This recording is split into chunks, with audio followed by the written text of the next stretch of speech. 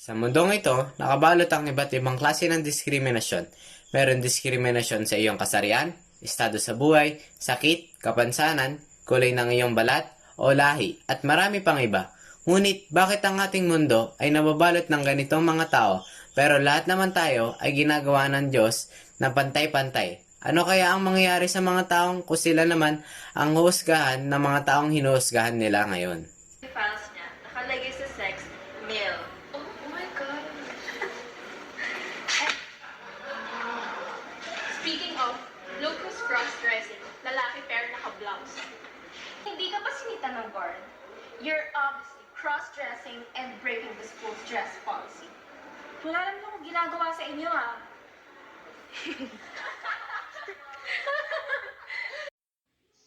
Mayroong iba't ibang uri ng diskriminasyon at mayroong 4 na pangunahing uri ng diskriminasyon. At ito ay ang direktang diskriminasyon, hindi direktang diskriminasyon, panliligalig o harassment, at pagbibiktima o victimization. Upang magkaroon ng karagdagang kaalaman patungkol sa mga ganitong uri ng diskriminasyon, mayroon kaming ilang pananaliksik patungkol dito.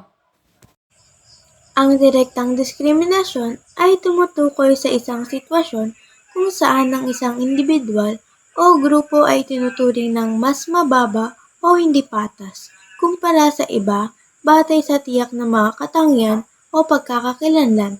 Ito ay maaaring mangyari sa iba't ibang konteksto tulad ng sa lugar ng trabaho, sa paaralan, sa pag-akses sa mga serbisyo at sa iba pang mga aspeto ng buhay panlipunan. Ang mga katangiang ito ay maaaring kabilang ang lahi, kasarian, edad, relihiyon, oryentasyon sexual, kapansanan, at iba pang mga katangian na maaaring gamitin upang pag-ibahin o diskriminahin ang isang tao. Ang hindi direktang diskriminasyon ay isang seryoso at komplikadong issue na nangyari kapag ang isang patakaran, kasanayan o proseso ay tila walang kinikilingan sa ibabaw, ngunit may diskriminasyong epekto o resulta sa ilang grupo ng mga tao.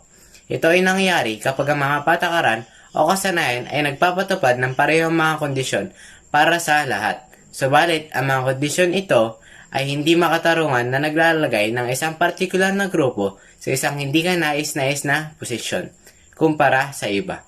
Patay sa kanilang kasarian, edad, lahi, relihiyon, kapansanan, oryentasyong sexual, o iba pang katangian proyektado ng batas. Ang panliligalig o harassment sa Ingles ay isang seryosong usapin na tumutukoy sa hindi ka nais-nais na pag-uugali na nagdudulot ng pagkabalihasa o takot sa isang tao. Ito ay maaaring maganap sa maraming aspeto ng buhay, kabilang ang lugar ng trabaho, paaralan, online na espasyo at sa pang-araw-araw na pakikisalamuha.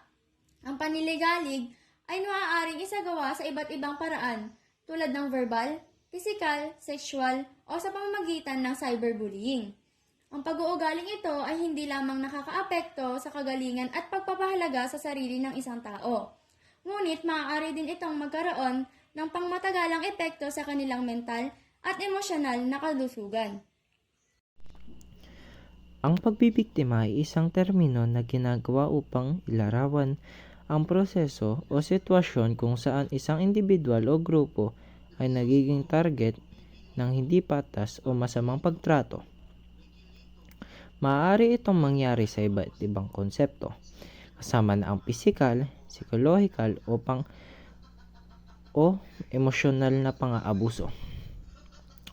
Ang pagbibiktima ay madalas na nauugnay sa mga gawain ng kaharasan, diskriminasyon, pang-aapi at iba pang mga ayon na hindi makaturingan pag-uugali na nagdudulot ng pinsala o pagdurusa sa biktima. Ang diskriminasyon ay isang salot na kinakaharap ng marami sa atin. Hindi ito nakikita, ngunit nararamdaman sa bawat salita, sa bawat tingin, sa bawat kilos. Nararamdaman natin ang bigat ng diskriminasyon. Ngunit hindi dapat ito maging parte ng ating buhay. Tayo ay may karapatan na mabuhay ng malaya, nang walang panghuhusga, nang walang diskriminasyon.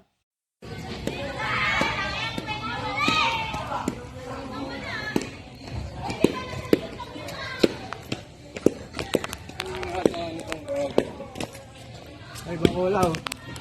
Ayan, bangulaw. Huwag ka na kaya mo, boy. Aman mo nga yan. Bakit? Papalag ka? Ha? Hoy, ano yung ginagawa mo? Masama yan. Paano mo nasabi kung masama? Bangulaw yan, no? Dapat hindi ka makain ng ganyan. Ano yung kinakain mo? Ano, kadugdi ko? Umalis ka dito. Bawat isa sa atin ay may kapangyarihan na labanan ang diskriminasyon sa pamamagitan ng pagpapahayag ng ating mga saloobin, sa pamamagitan ng pagtulong sa mga nangangailangan, sa pamamagitan ng pagbibigay respeto sa bawat isa.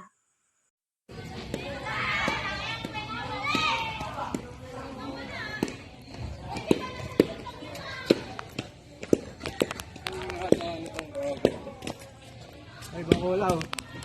Ayan, bangulaw. Huwag ka na kaya mo, boy. Aman mo nga yan.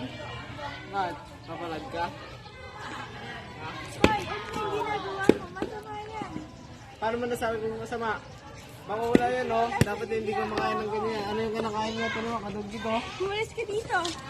Bahan. Sa huli, tayo ay isang komunidad, isang pamilya, isang bansa. Ang diskriminasyon ay hindi dapat maging parte ng ating lipunan. Tayo ay dapat magkaisa, magtulungan, at magrespetuhan. Dahil sa huli, tayo ay isang tao. Isang tao na may karapatan na mabuhay ng malaya at pantay-pantay.